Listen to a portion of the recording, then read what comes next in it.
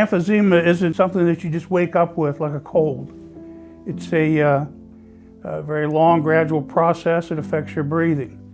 Describing the feeling of not being able to help as the COPD progresses, as being helpless, doesn't begin to encompass exactly how it feels. For the last year and a half or so, I've had to really pick and choose what I wanted to do.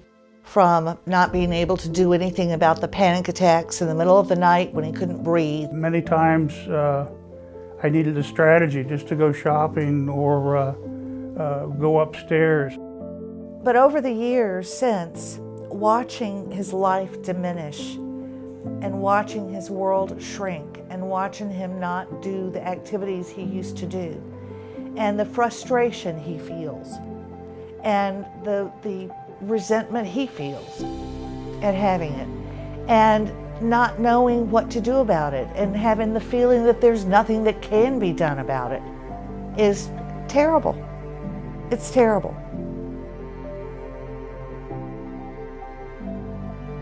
I got to a point for probably the last year or so where emphysema was absolutely in control of my life.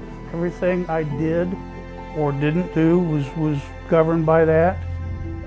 I'd walk down the hall and have to stop, sit if I could. People, even when I was sitting down, people would come up and say, "Are you all right?" And I'd say, "Oh yeah, I'm just catching my breath." But you know, it gets embarrassing, and I've had times where I truthfully wasn't sure if I'd be able to take another breath, and that is absolutely terrifying.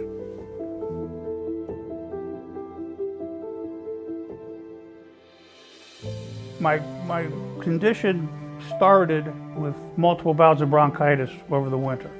My family doctor prescribed an emergency inhaler and a nebulizer treatment and recommended I go see a pulmonary doctor. If you've been to a pulmonologist, probably in the office you'll see a poster with about 100 different inhalers on it, because I've probably used half of them over my life. When the doctor told us about this procedure, and neither one of us had ever heard of it before, and I thought, this is a light in the darkness. This is hope. This is something that can change our lives. When my doctor told me I was eligible for the procedure, I ran a whole gamut of emotions. Very excited, very hopeful, and totally scared out of my wits. I'd done some research on the procedure. Very small umbrella-shaped valve is inserted into your lung airway. It's a one-way valve, which prevents air going into the non-functioning part of the lung. As air comes in, it bounces off the umbrella shape into the better part of your lung and inflates it. The day before the procedure, I had the phone in my hand and I was ready to tell him no. But then I thought, well, let's do this. I'm very glad I did.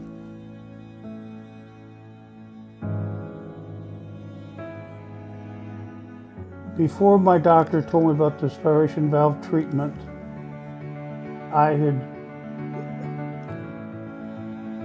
just about given up. He has a lot more energy since the procedure. I don't know if it's strictly a health question, but he is a different person. He's funny again. He laughs at things. But the most important thing to me is he's so much happier. My procedure was done in the morning. I had lunch, decided I was going to go for a walk down the hallway in the hospital. I got maybe 50 feet down the hallway and stopped and said, just wow. I can't describe the feeling. I discontinued. That first walk was 10-15 minutes. I couldn't have done that the day before. We both have this enormous weight taken off us. We don't have to wait around and see what the next stage is going to be. We don't have to start looking for alternatives to things we're accustomed to doing. We don't have to move right now. And it's just been so freeing. There are still difficulties in life. I think the biggest thing is neither one of us worries about emphysema anymore. I've gotten so much back that I didn't think I could. Be you again.